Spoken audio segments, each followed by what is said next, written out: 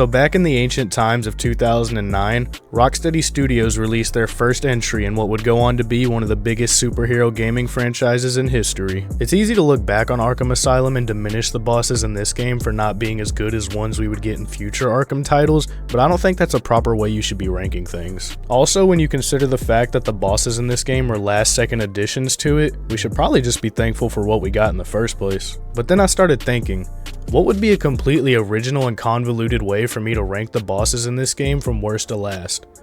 And then my brain started to hurt, so I said, fuck it, we're doing a tier list. That's right, baby, your favorite YouTuber's a fraud. So we're gonna be ranking the 10 bosses in this game from S to F. And if you disagree with any of my rankings, piss off, I don't care, it's my opinion.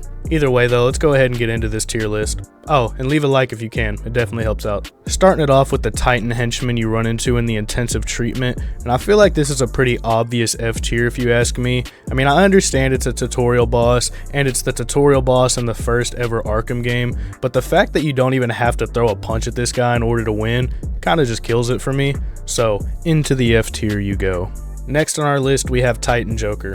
Probably my least favorite boss in this entire game if we're being honest, and I don't even dislike it for the same reason that most people dislike it. I'm actually fine with Joker becoming a giant Titan henchman. It really gives Batman someone he can punch at the end, and boy does he punch him. My problem is that there's no reason for Joker to become a giant Titan henchman when you don't do any actual fighting against Joker himself. He'll throw his goons out into the mix, he'll throw a little Joker bomb out every now and then, and you have to throw a batarang at it, but as far as fighting Joker himself, it never happens. All you have to do is grapple him down from the top rope while he's busy gloating to Jack Ryder or whatever, and then Batman just runs in for the quick 3-piece combo.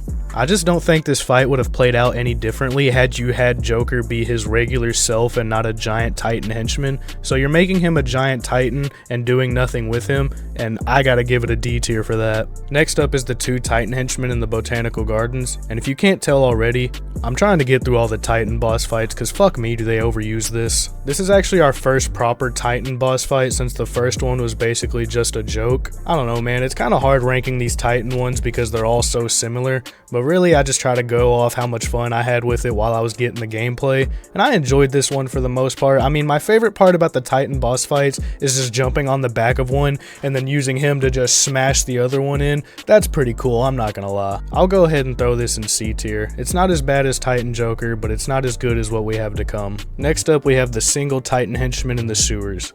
And again, it's like, do another thing. Like, all of these are so similar, I can't rank them above or below each other because they're basically the same to me. Like, difficulty wise, I don't think I struggled with any one of these more so than the other. Maybe the 2 Titan henchmen alone was the easiest because all you have to worry about is the henchmen themselves and not actual thugs coming at you. So once again, I'm just gonna go ahead and place this in the C tier. Next up we got the 2 Titan infected Arkham guards, which is basically just a combination of the 2 Titan henchmen in the Botanical Gardens and the single Titan henchman in the sewer boss fight, because now it's just 2 Titan henchmen, but you also do have the thugs coming at you. And I don't want it to sound like I dislike these fights, I just dislike how similar they are to each other, but for the most part I do enjoy these, which is why I'm placing it in the C tier again, because they are better than Titan Joker, but I still don't think that they're better than anything else we have to talk about. Yay, I'm done talking about Titan boss fights! Next up we have the Bane boss fight, which is technically another Titan boss fight, and I'm starting to slowly realize that I may be stuck in a loop of Titan boss fights. I mean, everything in the world is a Titan boss fight. If you go out to the local corner store right now, you're gonna get into a Titan boss fight, and I just can't stand that anymore. I mean, my life has become a Titan boss fight! I guess I can say that the one difference in this fight is that Bane at least regenerates some of his health, unlike all the other Titan boss fights, and I do enjoy this one a lot more. Plus, it's cool as fuck how Batman uses the Batmobile to just slam Bane into the river, so I'm gonna go ahead and put this one in B tier. Next up, we're going to be going over the Harley Quinn boss fight, which feels a little weird calling it the Harley Quinn boss fight because you don't actually fight Harley Quinn at all. She just controls the electrical ground beneath your feet, but then again, if you were to be fighting Harley Quinn herself, that would just be a one-punch altercation, so it's probably better this way. And I do enjoy this fight for the most part. I mean, having to deal with the thugs and the electrical ground at the same time keeps you on your feet in a literal and metaphorical sense. So with all that being said, I feel pretty confident throwing this one into the B tier with Bane. Next Next up, we're gonna go over the Killer Croc boss fight, which once again isn't much of a Killer Croc boss fight. It's more like just trying to survive 5 nights in Killer Croc's sewers. I would say that the fear factor in this boss fight probably triumphs over any of the other ones in the entire series. I mean, having a giant Hulk-like crocodile underneath your feet at all times, for all you know, it's pretty terrifying. Especially as a kid when I was playing this for the first time, anytime Croc would jump out from the water and just start chasing your ass, yeah, I would damn near shit myself. But of course, after 20 playthroughs of Arkham Asylum, I'm not gonna get scared of Croc anymore. Really, it just kind of becomes a speedrun mission for me. I mean, I'll pull out the line launcher and just try to get through that section as fast as I can, but when I was getting the gameplay for this most recent playthrough, it was pretty scary again. I mean, I would try to grapple across the room or whatever,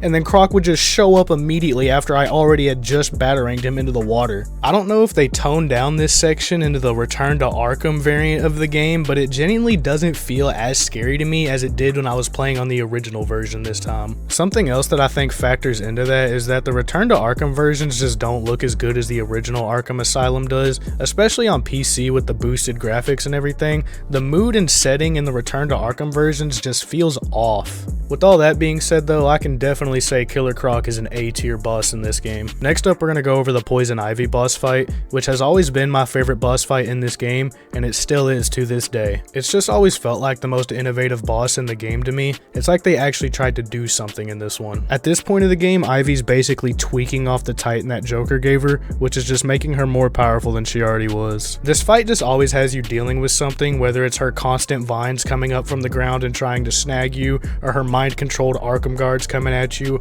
or her balls of photosynthesis that she's shooting out of her plants, or whatever you want to call it. I just feel like this fight stands out amongst the rest, and that's why I'm putting it in the A tier. So last and absolutely not least, we have the Scarecrow missions, which me personally, I feel like these are some of the most memorable missions in the entire Arkham series. The hallucinations that you see in these missions are some of the most jarring throughout the series. I mean, finding Batman's dead parents inside of the body bags and then having them speak to you, it's pretty eerie. Plus, we can't forget that this mission gave us the greatest fake out in gaming history, in my opinion.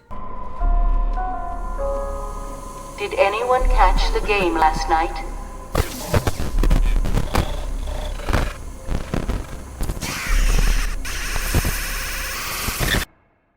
Bro, I literally thought my 360 disc was done for.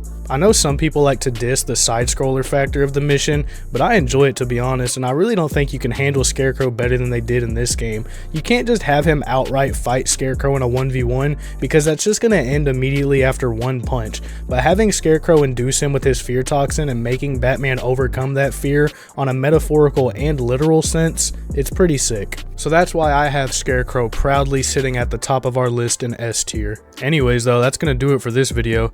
Let me know down below how y'all feel about my list, and also if you enjoyed this, let me know if you want me to come back and do the Arkham City bosses next. I'll try to get to it as soon as I can. Leave a like if you enjoyed, it definitely helps me out, and keep it poppin', pussies.